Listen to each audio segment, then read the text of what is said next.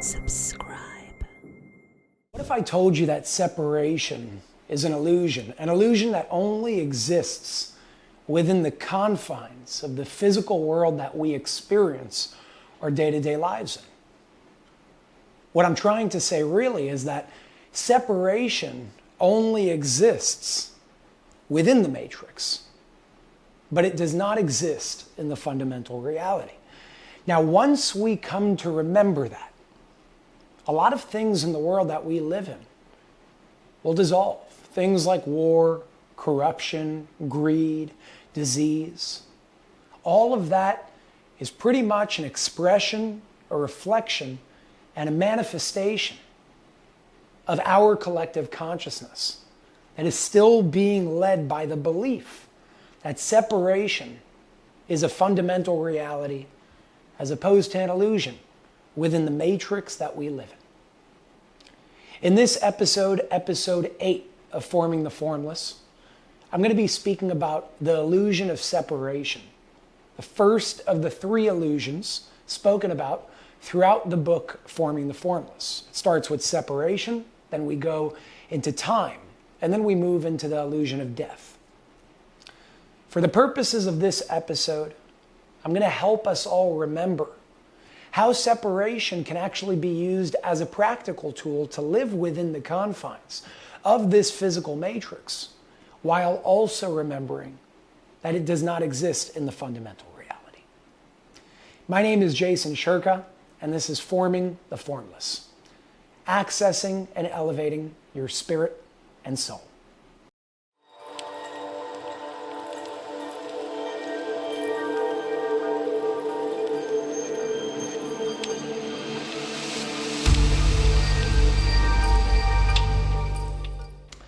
Hello, everybody, and welcome back to Forming the Formless. This is episode 8 of the entire series.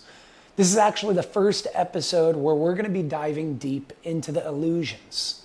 Up until now, we've been speaking about the 6 foundations. Now it's time to dive into the 3 illusions. The purpose for speaking about the foundations first is to really give you the basis of everything so you know how to think for yourself, as opposed to me or anybody else telling you what to think. Now that you understand the foundations, seeing through the illusions, expanding and transcending beyond them will be a whole lot easier. And I'm starting with the illusion of separation because everything else in terms of the other 2 illusions of time and of death really build on top of this foundational illusion that we've been led to believe is a fundamental truth. So let's dive right in. Before we dive right in, I want to preface with a few things and then share a quote with all of you. It's apparent that we live in a world where separation really feels like a reality because I'm me and you're you. Now, I'm not telling you to disregard that because I'm still me and I'm still Jason, you're still you, and whatever your name is. But that only exists within our experience of the physical matrix, within the experience of our day-to-day lives. So it's very important not to disregard that. All I'm saying is we have to understand that at the very core, the source that we all come from, we are still all a part of this unified field of consciousness. We all still come from the formless realm that has the potential, infinite potential of all form. Us in this form being a part of that infinite potential. Now, to understand the illusion of separation, to see through the illusion of separation, is to tap into universal consciousness. Universal consciousness, on the lower level, I would say, is the consciousness that you have of you being one single organism of a body. Just like you wouldn't take a hammer and bash your own foot because that would hurt you, why would you hurt somebody else? Now, when we lead with the consciousness or the lack of awareness that separation is an illusion, it's easy to have things like corruption and greed and war. Because a lot of people believe that hurting somebody else is not hurting yourself. And this illusion that we're going to dissolve of separation, the universal awareness that we're going to tap into throughout this episode, dissolving the illusion of separation, will show each and every one of us that hurting somebody else, doing something negative to somebody else, is the equivalent of taking a hammer and bashing your own foot. So I want to begin this episode with a very powerful quote by Michael Jeffries that really sums up this entire, I would say, chapter of the book, Forming the Formless, in one simple sentence. And that quote says the following: "Separation is an illusion because all cannot be divided into separate parts. All contains everything. It leaves nothing out." That is so important when it comes to understanding the illusion of separation. Because when we're talking about all, let's talk about God for a second. There is no God and you. There is no God and the devil. The real question is, how do you define God? But the answer, the simple answer, I would say, lies in the second sentence of that quote. All contains everything. It leaves nothing out. So we live under this impression, and we believe that there is this and that, because in the physical matrix, we see two separate individuals, me and you. We see two separate objects, this and that. We see two separate countries, the United States of America and Canada. What separates the two? A border that we created? That's an arbitrary line that separates land that is literally one. The point is, separation only exists in this realm. And it's okay to use separation as a tool to live in this world, practically speaking.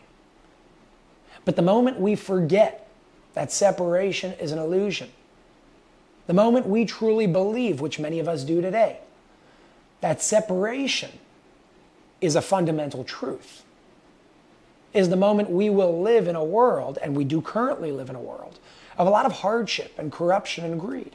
And dissolving that, living in a world where that is no longer part of the collective consciousness, but we truly understand that all is one, not just as a cliche, but as the only and one of the only fundamental truths that exist in the fundamental universe, this world will look a whole lot different.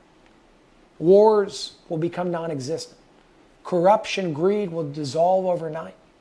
Disease and the way that we treat it will change completely, because suddenly we will be moving from a reductionistic standpoint of separation into a holistic standpoint, not just with an H, but with a WH, a holistic standpoint, a holistic perspective of the way that we live our lives. So I'd like to read you all a passage on page 121 of Forming the Formless that really sets the precedent for this entire chapter, for this entire illusion, and for this entire episode.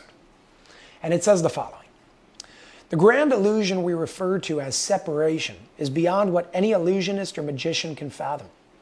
Since all forms stem from the formless, the only difference between one form and another is the combination of form the formless takes. All form stems from the formless. Everything and everybody is an expression of the formless. Separation cannot exist. It is an illusion that we live by. The formless realm is the very proof of this. It deems all of existence as one limitless realm of possibility. The illusion of separation only exists because of the ego's need to feel whole and in control. This false need has led humanity to be guided by illusion. This illusion will lead to the fall of humanity if not dissolved. We're already seeing the beginning of that. However, I don't believe that that's how this is going to end, because it is our ultimate and absolute indefinite destiny to reach a world that we come from: harmony, love, peace, brotherhood, sisterhood. This is our destiny that nobody, no thing, and no choice can ever take away from us. Although we have free will, all choices will lead us to that destiny.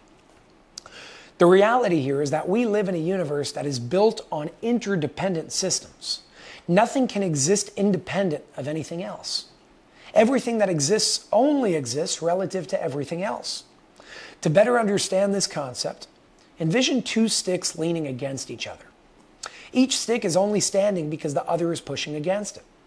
If one stick is removed, the other will fall. They are interdependent. The universe and everything in it work no differently. The universe is one infinite realm of interdependent systems. We, along with our environments, are interdependent. We are all interdependent. We only exist physically in the relation to the space around us. I'm going to say that one more time. We only exist physically. Matter can only exist relative and in relation to the space around it, because the space around it is what defines the matter. We only know who we are in terms of other people, relativity. These systems cannot be separated from one another. No systems can be separated from one another. This includes both your internal and external environments. The illusion of separating the inseparable has led our society onto a profoundly sick path. What you call the external world is as much you as your own body. As a famous Sufi master once said, Rumi in this case, you are not a drop in the ocean. You are the entire ocean in a single drop. The problem is that we have not been taught to think and feel this way. The myths underlying culture and common sense have not taught us to feel identical with the universe. The truth is, each and every one of us is the eternal universe. So I want to speak about separating the inseparable. What does that mean, and what are the consequences? And the best example I can give you is our medical system. Another example I can give you is the way that we get rid of garbage in this world, physical garbage. So let's start with the medical system, and then we'll go into the garbage aspect. The medical system, specifically big pharma, pharmaceutical industry, is built on this idea that the body is broken up into many, many different parts, which is true, but it lacks the awareness that the body is one organism, and what happens to one piece of the body happens to all pieces of the body. What happens to one part of the body impacts all other parts of the body. This is the difference between reductionism, separating all these pieces into separate parts, versus holism. Holism with a W, to be whole, to see the entire picture. Now, what has the reductionistic standpoint, which by the way is a reflection, expression, and manifestation of this lack of awareness of unity leading to the illusion of separation, what has it led to? Let's look at big pharma. They give you one drug that's good for your acne but destroys your liver. Another drug is good for your heart but may give you diabetes. That's why side effects exist. Side effects are the result of a reductionistic perspective. A holistic perspective, on the other side, not just with an H, but with a WH, because it's holism, seeing the big picture, takes all pieces into consideration, understands that the body is one single organism, and all its separate parts can be separated for practical purposes like the heart, the liver, the spleen, and the kidney, but we must understand that all these parts interact, and what you do to one part affects all.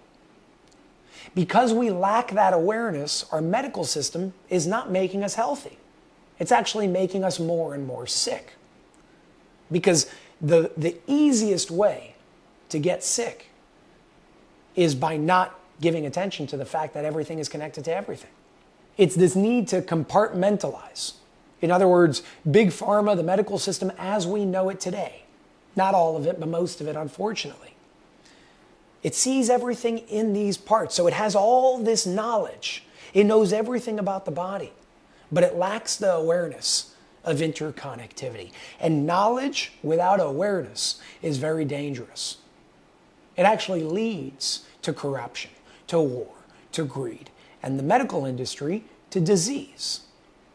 The very things that are being used to actually help us are hurting us more than ever, because the illusion of separation has taken the lead in the forefront of our consciousness and our awareness. Separating the inseparable is impossible. There is nothing that's inseparable, because all contains everything, as Michael Jeffries said in that quote in the beginning of this episode. All contains everything. It leaves nothing out. Attempting to separate the inseparable without the awareness that all is one leads to disease. Now, how is that reflected in the rest of our world? Let's go to that example regarding how we get rid of garbage around the world. We simply dump it in other oceans that aren't next to ours, forgetting that all oceans are ours. All oceans are interconnected. Many of us are under the impression, unfortunately, that yeah, throw the garbage over there, it's not going to impact us. We live on the same planet. You can pollute 20,000 miles away. It's still going to affect you. And because we lack that awareness on even the level of our own bodies, that is obvious as a single unit, as a single organism, made up of many different parts, of course, then of course that's going to be reflected in the rest of the world. But I can't say it enough. There is no such thing as separating the inseparable. You simply cannot. All is one in the most basic, core, fundamental essence of everything.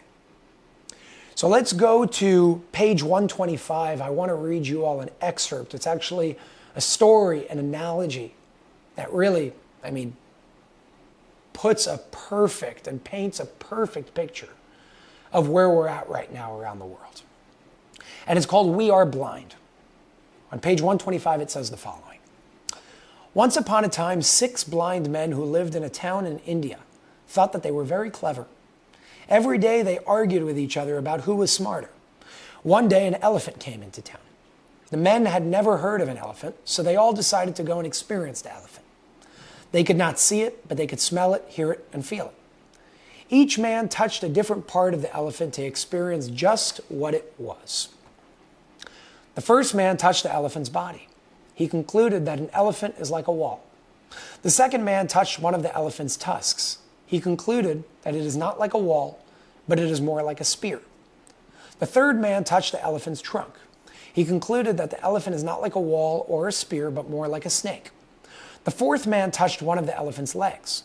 He concluded that an elephant is not like a wall, a spear, or a snake, but more like a big tree trunk. The fifth man touched one of the elephant's ears. He concluded that an elephant is not like a wall, a spear, a snake, or a tree, but like a fan. The sixth man touched the elephant's tail. He concluded that all of the other men were wrong because an elephant is just like a rope. A little boy who could actually see the elephant heard the blind men arguing and told them that they were all wrong, since none of them felt the entire elephant. This story is a direct reflection of our world today. We live in a world of blind men, of blind human beings. Why? Because we've moved away from generalization, seeing all parts of the whole, and have honed in on this idea that specialization is what needs to be done. Now, I'm not against specialization, meaning you're an expert in one part of the body. You're an expert in this field. That's great. But being an expert in one part of the body or one field is worth nothing if you don't know how that one part of the body or one field connects to all other parts of the body. So 100 years ago, 200 years ago, you could find one person that was an expert or knew a lot about a lot of different disciplines. Astrology, physics, mathematics, astronomy, psychology. And because they knew a lot about all these different topics, they were able to connect the gaps between all these different disciplines. Meaning they understood how psychology connects to astrology, which connects to astronomy, which connects to mathematics, which connects to physics, which connects to chemistry. Because you cannot separate the inseparable. Everything is connected to everything, and one way or another, all is one. The problem today is that we have specialists without that general knowledge. So that means that the astrologer says this is the way, and the mathematician says this is the way, and the person who knows chemistry says this is the way, and the person who is this form of scientist says this is the way, and the psychologist says this is the way. without understanding that all ways hold validity. And if we understand how all ways interconnect, we can literally change the world overnight. We will no longer be blind if we stop trying to be specialists in one pixel of the picture and start looking at the big picture and know a good amount about each pixel. Again, being a specialist in one topic, in one discipline, is worth nothing if you don't know how it connects to all. That's the difference between generalization and specialization. That's the difference between reductionism and holism. And again, I can't stress this enough, but the fact that the illusion of separation is literally leading humanity today, the fact that most of humanity does not understand that separation is an illusion that only exists within the physical matrix and not in the fundamental universe, is a big reason. It's actually one of the main roots of why sickness exists in the world today in the way that it does. It's why sickness and disease is rampant all around the world today. If we want to treat it, if we want to heal ourselves, we must do so in a holistic fashion by taking all parts of ourselves into consideration in that holistic perspective, in that holistic way. To study illness and know health, one must dissolve the illusion of separation and see the big picture. Any other way, by paying attention to the pixels of the picture, without understanding that big picture, will lead us to a world of chaos, distress, war, greed, corruption, and everything else that we're seeing around the world today. I want to read another passage to all of you from page 132 called The Terminology Crisis, explaining how separation and this divide that we're seeing around the world today is, number one, extremely unnecessary. Number two, a big cause of it is because we think that the words, the identifications, the labels that we give things are saying different things. And the truth is even with the people who we don't agree with, there is a common denominator between all. Terminology is what makes us think that I have my story and you have your story, so you must be wrong and I must be right. But if we can transcend the limitations of terminology, of labels, of identification, which, by the way, is created by the ego, which we spoke about in one of the first foundations of this series, we will be able to transcend this illusion of separation and live in a world of unity once again by seeing how we're all saying the same thing on one level or another. So on page 132, the Terminology Crisis says the following. The illusion of separation has created the deceptive divide between the words and the stories we use to describe anything and everything. With the help of our egos, humanity has succeeded in creating so many different words and stories to get the same message across. The ego is so caught up with the terminology used to get a message across that we completely forget the message and let our ego separate us instead of letting the formless unify us. Whether we are talking about religion or the creation of the universe, how it happened is irrelevant. The stories associated with each are simply used to explain an idea, a belief, or a principle. Identifying with these stories creates the illusion of separation between all ideas. In the case of the creation of the universe, whether you are a devout Christian who believes that God created the universe in 6 days and rested on the seventh, or an atheist who believes that it was the Big Bang, it makes no difference. Both agree that the universe was created. However, the attachment each side has to their own unknown storyline of events with which they have identified with is the root of their disagreement. The identification with one storyline over another is what creates separation instead of unification. So next time you disagree with somebody about a belief you have identified with, don't be defensive. Simply let go of your identification and break down each belief to its core. You will realize that the disagreement lies within your identification with a story, not the idea or the principle. Identification with the story that has created, one more time. Once you dissolve identification with the story that has been created to spread a message, disagreement will be a pastime and the ego will live no more. So the point over here is that terminology, words, labels, identification has led to this illusion of separation being believed to be a real thing in the world. And again, separation for practical purposes in the physical realm is all good. But so long as we don't remember that all comes from the same place, we will ultimately believe that separation is real. And that leads to all the problems that we see in the world today.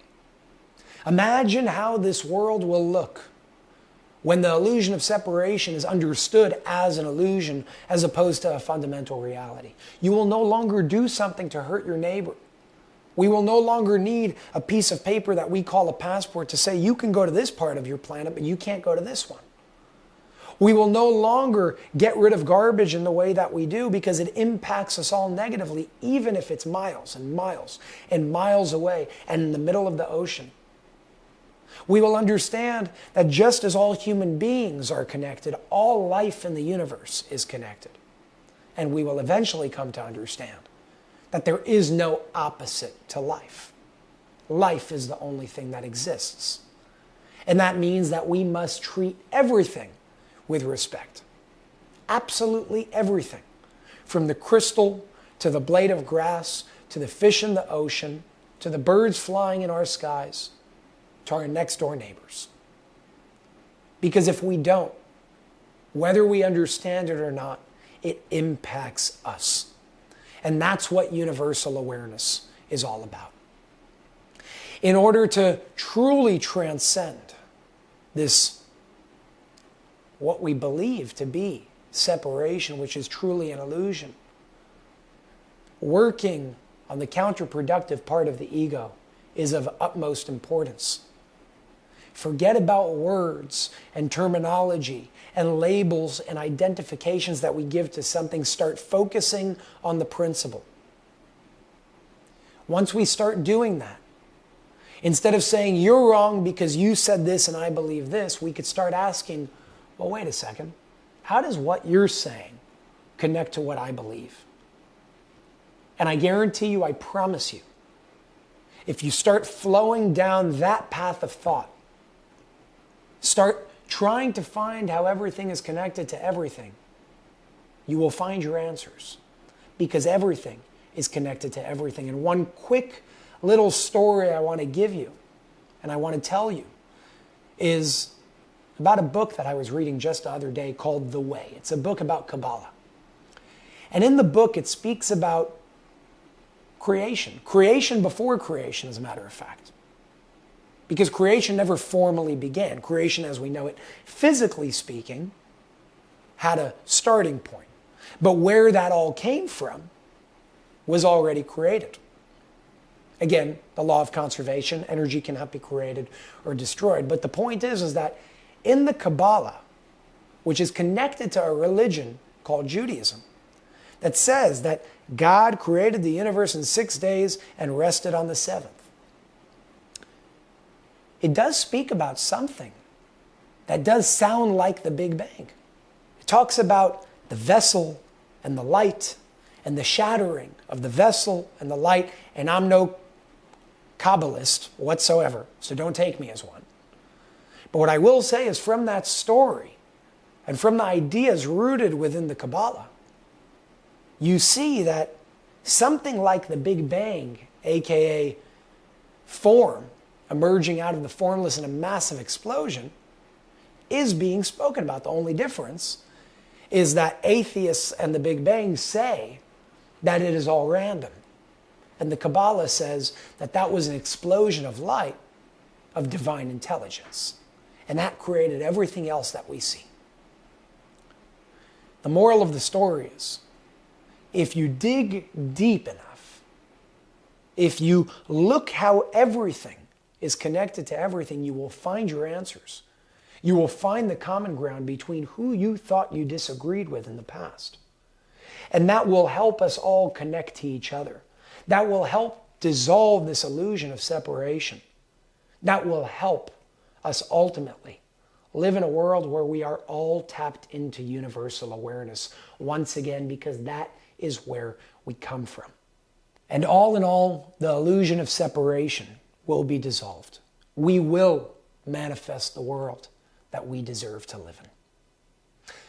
That brings this episode to a formal close. In the next episode, the second illusion of the three, we're going to be speaking about the illusion of time, understanding how time does hold a place within this physical realm, within the matrix that we experience life through.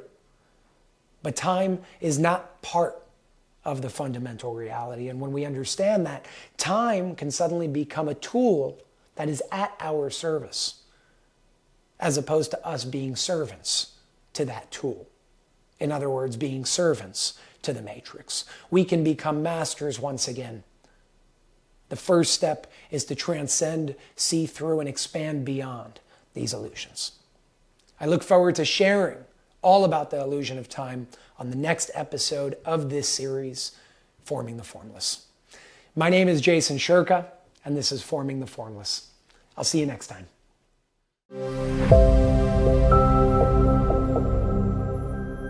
Subscribe. Hey, thanks for watching this video. There's so much more I'd like to dive into, but unfortunately, we can't do that here thanks to the heavy censorship efforts from big tech. If you want to explore this topic further, you can dive deep by accessing our entire uncensored library on unified.tv. There's a link in the description below this video if you want to check it out. A membership to Unified TV gives you unlimited access to hundreds of uncensored podcasts, investigative journalism, documentaries, films, and content that was once available on major streaming platforms like Netflix, but is now banned from the internet. For just $14.99 a month, which is less than $1 a day, you get access to it all. Your subscription also helps keep the platform running free from censorship and corporate influence. Please consider supporting us and enjoy all of our unfiltered and thought-provoking content in return. Thank you very much, and I will see you on Unified TV.